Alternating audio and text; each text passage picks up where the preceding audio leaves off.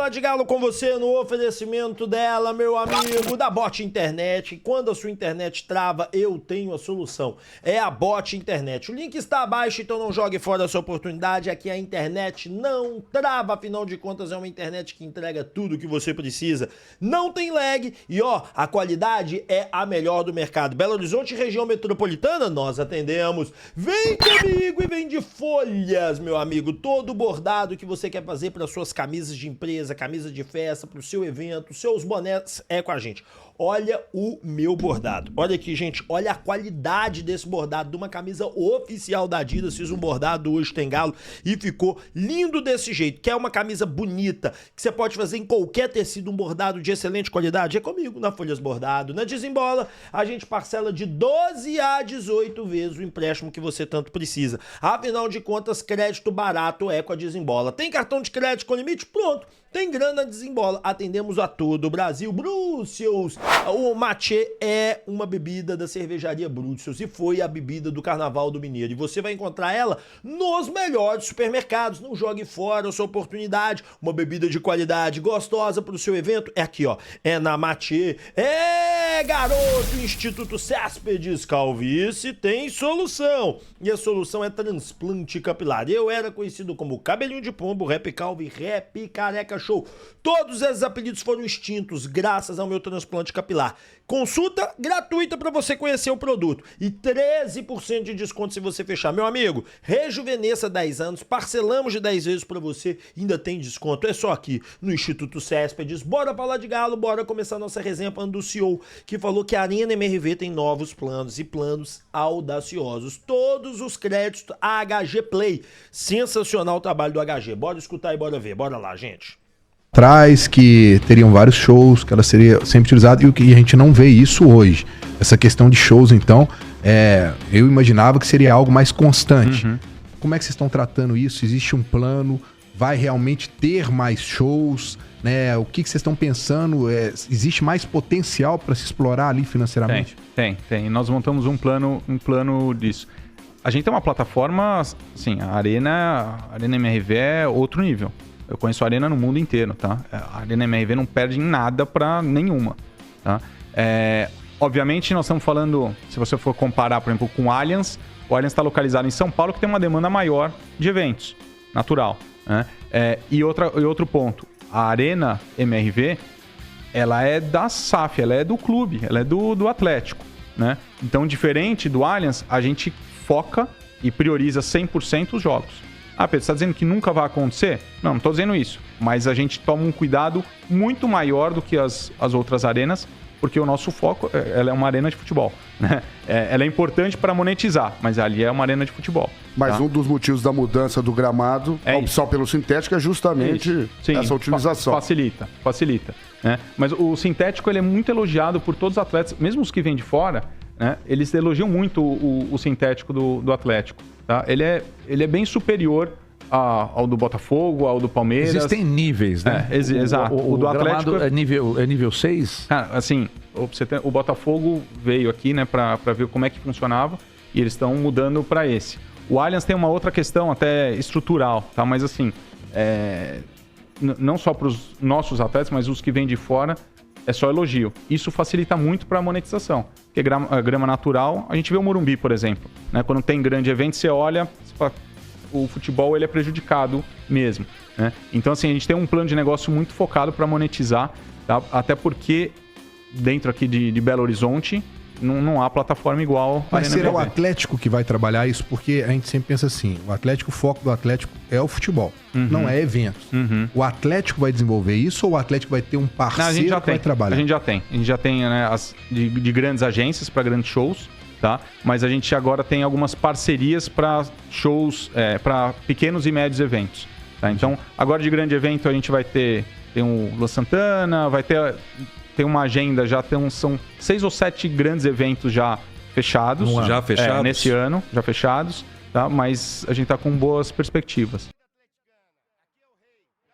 Sensacional, mas eu já falei, deve existir um cargo comercial dentro da Arena MRV só para captação de feiras e de eventos. A Arena MRV tem uma esplanada gigantesca onde você poderia fazer feiras e mais feiras, você poderia ter no estacionamento da Arena MRV o que acontece na Pampulha há anos, ou criar um grande feirão junto com as grandes concessionárias, etc. Você tem ainda espaço para mais eventos gamers, mais eventos de, por exemplo, aqueles de moto, eventos de bicicleta e também trazer feirinhas para dentro da Arena MRV, grande feira hippie de sábado dentro da Arena MRV, um sábado, domingo, o atleta for jogar fora, fazer ali na esplanada. Cabe, tem espaço, tem estacionamento, tem restaurante, tem tudo para acontecer. Tem que fazer um bem bolado, tem que criar mais situações. Eu acho que a exploração é boa? É boa, mas pode ser muito, mas muito melhor lá na Arena MRV. Bom, e o CEO também falou sobre a questão do Lianco, do tanto que o Lianco vem jogando bem, a questão do treinando bem, eu gostei demais. E só para matar esse assunto da Arena MRV, tem potencial para ser muito mais do que é, né? Vamos escutar agora sobre o Lianco. Mas, Everton, do Lianco eu posso falar, eu tô vendo ali no dia a dia. A mentalidade que esse cara tem é fora do... Ele corre, ele tá correndo no campo, né? A recuperação dele tá mais acelerada do que era prevista lá atrás, talvez pela mentalidade, pelo Eu vi uma declaração, foco. Pedro, do pai dele, do Marcelo, dizendo que ele tá fazendo isso diariamente. É impressionante. E que a tendência é que ele volte antes, que ele deva ser liberado agora.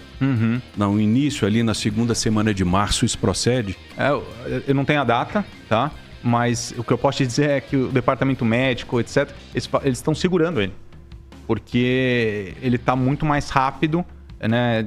Enfim, ele está pulando etapa. O que dá para ver a mente competitiva dele. Ele sente que ele poderia ser importante ali não só fora de campo, né? Mas agora dentro de campo. Então, essa eu até quis responder, Everton, porque assim... Eu tô vendo ali no dia a dia, é um cara muito acima da média de profissionalismo, de caráter, de liderança. E ele vai voltar antes da... Eu não tenho a data, até porque não é nem teve tanta sintonia com a alma do torcedor. Eu imagino que passa também pelo corpo médico do Atlético também, grande especialista, doutor Otaviano, doutor Rodrigo Lasmar e tudo. Que até o retorno do Coelho ano passado surpreendeu a todos nós, né? Muito. Ele que não fez uma boa partida ontem, definitivamente, né? O Coelho não foi bem ontem. Mas, independentemente disso, na parte clínica voltou até antes. Desculpa, Breno. Não, sem problema. Ô Pedro, eu queria que você falasse... Desculpa, Breno. Na verdade, isso demonstra não só a questão de processo, mas de infra que a gente tem. O Bruno Guimarães estava semana passada lá com a gente. Né? Então, até achei que você mandou ele assinar o contrato.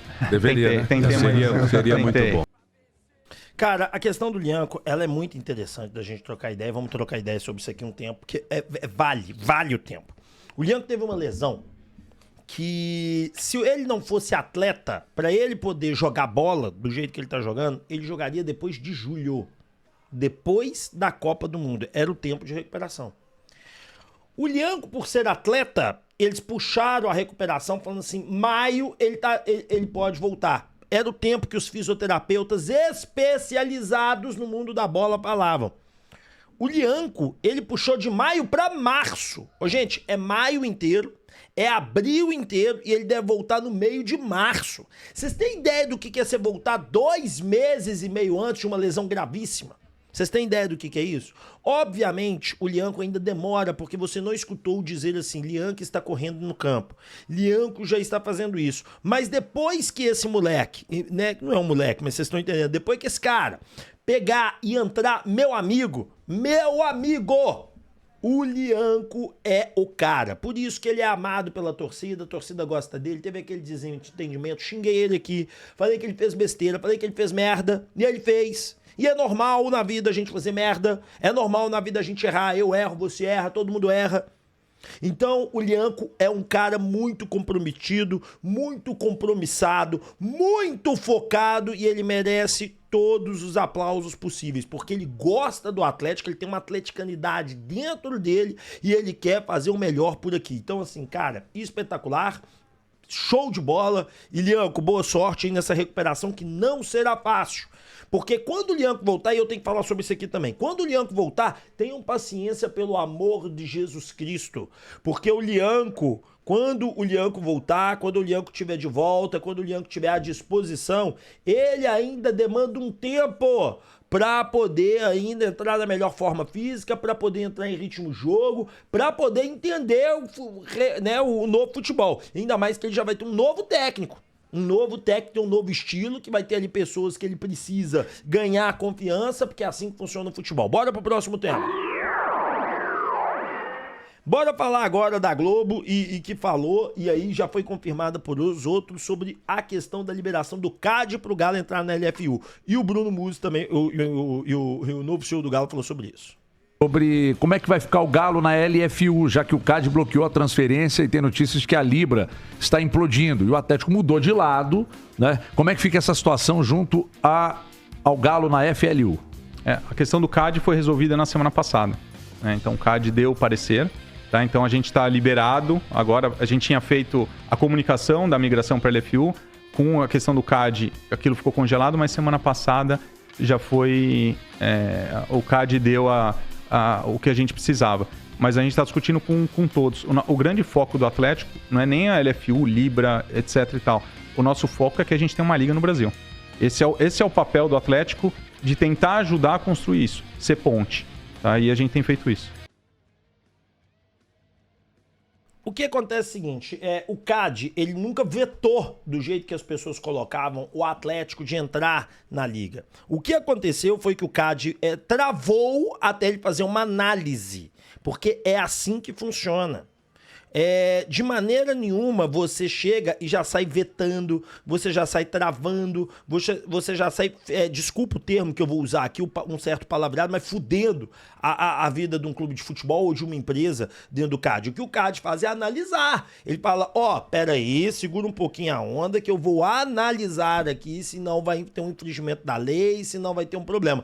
E aí há uma análise. Então houve uma análise do CAD, o CAD pegou, liberou e o atleta tá lá. A Libra tá implodindo por conta do bestial Flamengo, da porcaria do Flamengo, do lixo que o Flamengo é. Ele conseguiu fazer a merda toda acontecer. E agora, cara, travou mesmo. E agora o torcedor atleticano, o Atlético migrou de uma liga para outra justamente por isso. Porque o torcedor atleticano ficou indignado, a diretoria atleticana ficou indignada, com o Flamengo vetando, com o Flamengo bloqueando dinheiro, e o Atlético falou, daqui eu não participo mais, o Flamengo tá aqui, eu não tô. E o Atlético fez certo. O próximo é o Grêmio, depois vai ser o Palmeiras. Vocês não acham que o Palmeiras vai ficar lá, não? Ele vai migrar também. Bora pro próximo tema. Scarpa teve sondagens ou não? Que história é essa? Bora falar sobre isso. Afinal de contas, o CEO falou sobre a questão do Scarpa, confirmando a informação que eu tinha passado para vocês. Há umas 2 semanas atrás, eu disse para vocês, o Atlético, e eu falei dessa maneira muito clara, cara, o Atlético teve sondagens pelo Scarpa, não teve proposta efetiva, mas sondagens muito, e olha só. Procede que o Corinthians quer o Scarpa? Não. Na verdade, assim, eu tô aqui também, não sei se foi agora recente, mas nós recebemos sondagens inclusive do Scarpa, de outros clubes, sim, tá? Mas sobre o Corinthians especificamente, aí eu não tenho... Você não confirma. Eu não tenho como confirmar agora, não. Mas então, tá? Mas sondagens ou proposta por ele? Sondagens. Sondagens. Sondagens. E nessa de que até o final da janela a gente pode ter saída, tem proposta na mesa para avaliação de saídas de jogadores? Tem, dependendo quem a gente também quer como entrada. Então, por isso que eu falei, algumas vezes a gente pode conversar com o Domingues ter uma necessidade específica e a gente balancear com uma potencial saída. Olha que interessante o que ele disse. Vamos escutar o final de novo, olha. Também quer como entrada. Então, por isso que eu falei, algumas vezes a gente pode conversar com o Domingues ter uma necessidade específica e a gente balancear com uma potencial saída. Isso, gente, é uma realidade que pode acontecer. O Atlético, dependendo do que o Domingues elaborar de estratégia, ele pode chegar e falar assim, olha, eu preciso de um zagueiro, de um ponta e de um outro volante. esse menino só aqui não dá pra mim não, preciso ter 2. Aí o atleta fala assim, olha, eu não tenho espaço na folha, então eu vou liberar o Igor Gomes, o Bernard e o fulano. Concorda? Concordo. E aí você sai liberando e você traz e você fortalece. Agora o problema que eu vejo nessa fala também, que eu vejo também um problema, é o seguinte, eu preciso muito de um ponta direita, o Scarpa vai liberar um Scarpa pra trazer o fulano. O Scarpa é uma figura que não tem parecido no Atlético, um meia direita. Você não pode abrir mão de um meia direita desse jeito, sendo que você tem Igor Gomes, você tem Bernard e você tem tantos outros que não entregam. Então eu entendo sim que tem que balancear, entendo sim que tem que trabalhar, entendo sim que tem que ser bastante conversado, mas não pode ser a qualquer modo. E agora vamos falar de Júnior Santos. Esse daí eu tô doido pra escutar o CEO e o que ele tem a dizer. Júnior Santos hoje não joga pelo Atlético, não é relacionado pelo Atlético, não entra em campo pelo Atlético de maneira nenhuma, pois o Atlético quer dar linha nele. Deve ter alguma negociação acontecendo que a gente não tem conhecimento. Essa é a grande realidade, que não tem cabimento a não relação do Júnior Santos. Ele foi questionado sobre isso e vamos escutar o que ele falou. Você fala quem precisa sair, acho que fica de alguma forma claro que o Júnior Santos foi uma grande aposta do Atlético ano passado. O Atlético, inclusive, tentou, junto ao Bahia, um contrato de empréstimo ali, onde o Tricolor arcaria com todo o salário. Eles não entraram numa composição, não chegaram no denominador comum. Essa foi a informação. Foi um valor muito alto que foi aportado ano passado em relação para trazer esse jogador, que havia se destacado com a camisa do Botafogo. O fato é que não performou aqui, né? E eu imagino que é um dos atletas que estaria disponível aí para estar abrindo lugar na folha para trazer um atleta que não seja da mesma posição como você está falando.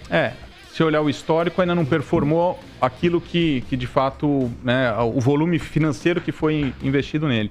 Mas a chegada do novo treinador cria-se outro ambiente, né? Então, é por isso que a importância do Domingues dessa análise, de que algumas vezes tem atleta que não performou, não estava sendo utilizado, o modelo de jogo não se encaixava com o dele, precisava só de uma confiança. Então, assim, por isso que acho que a gente está num momento interessante agora, principalmente para os atletas que não estavam participando, que o jogo começou de novo. Júnior Santos está em forma. Isso é indiscutível, porque ele está treinando desde o início, ele está curado da lesão desde o ano passado, praticamente. Então, em forma o homem tá. Agora, se o técnico vai querer usar ele, é outra história, mas posso te dar uma opinião misturada com informação. Vamos lá falar sobre isso então. Cara, a parada é a seguinte. O Atlético estava muito insatisfeito de ter esse atleta da equipe por conta do custo elevadíssimo que ele teve, né? E o Atlético não vai conseguir performar. O Atlético entende que dificilmente vai conseguir fazer esse jogador jogar. O Atlético entende que dificilmente vai conseguir fazer esse atleta ter a virada necessária. E aí, cara, passa por uma parada que nós temos que ter um entendimento dela, que é a seguinte. A partir do momento que você tem um jogador de R$1,5 milhão que não vai ser titular e que vai gerar um custo até 2028, e cada vez que ficar mais velho vai ser mais problema, apesar do salário dele baixar até 1 milhão, ano que vem parece que vai para 1.250.000, depois para 1 milhão, o custo é tão elevado que é preferível você negociar e se livrar da bomba agora. O Sampaoli não quis usar, não gostou, pode ser que esse técnico novo se apaixone por Júnior Santos, que o Júnior Santos nos treinamentos faça um milagre com ele, até porque clubes brasileiros ainda não chegaram nele. O único clube que eu vejo que possa contratar o Júnior Santos neste momento, na verdade são 2, Vasco da Gama e Internacional. Mas nenhum clube contrata o Júnior Santos. Mais nenhum clube. Só tem esses 2 malucos no futebol brasileiro hoje pra fazer isso. E eu, sinceramente, não acredito que vai acontecer. Acho mais fácil ele ir pra uma liga americana, pro mercado árabe, do que o Júnior Santos ir pra algum time brasileiro. Se ele não for pra nenhum time do brasileiro, creio e peço a Deus que o Domingues consiga recuperar o futebol dele para pelo menos ele ser parte ativa e benéfica do elenco atleticano. Porque eu prefiro recuperar o Júnior Santos que ficar tomando prejuízo. E imagino que você do outro lado da tela também. Bora falar da questão aí, lembrei, do Vorcaro, que o assunto é pesado, né? Olha, vamos escutar tudo sobre ele, ação diluída. O CEO ontem falou sobre a questão do Vorcaro e de como as ações dele devem ser diluídas aí. Vamos escutar tudo que ele está dizendo. Mas, gente, tudo dentro da lei, né? Vamos escutar. E o Vorcaro, esse escândalo do Banco Master, o Vorcaro tem o percentual dentro do clube. Como é que você, como CEO do Atlético, recebe e administra toda essa situação? Para onde isso vai apontar? Eu vou fazer duas em uma, para já deixar os colegas a me perguntarem, porque o Domênico até combinou comigo um horário aqui. É natural que a gente extrapole um pouquinho, mas eu vou evitar a fadiga. A questão do Vorcaro, como é que você recebe tudo isso e para onde isso vai caminhar? E o Pedro Paulo mandou um superchat aqui também, perguntando sobre a diluição da associação. Então, duas em uma, Vorcaro e a diluição da associação. Eu fui sócio da UI por 8 anos, né? Então, assim, eu trabalhei muito governança, compliance, processo. Quando ocorreu a questão do Vorcaro, o Atlético tomou todas as decisões possíveis, todas aquelas que faziam sentido. Então, o afastamento dele do conselho, né? Teve todo um aparato que é o que o clube poderia fazer. O clube não é investigado. Então, o clube tomou a decisão de afastar, né, do conselho, de qualquer decisão, né? Mas ele não é investigado. Então, enfim, contribuiu com todas as investigações, abriu tudo aquilo que era necessário, mas assim, o clube não faz parte. Então, esse foi o primeiro ponto. Segundo, quando a gente entra na questão do aporte, haverá uma diluição natural, né, do Vorcaro. Então, o investimento que ele fez lá atrás, de alguma maneira, vai se tornar menos relevante dentro da estrutura societária. Então, isso nos beneficia e nos protege também de possíveis situações. Esse percentual vai a leilão? Não. Na verdade, para você continuar com o seu percentual, você tem que acompanhar. Vai ter aumento de capital. Então, o percentual dele vai ser diluído. Mas aí é que tá.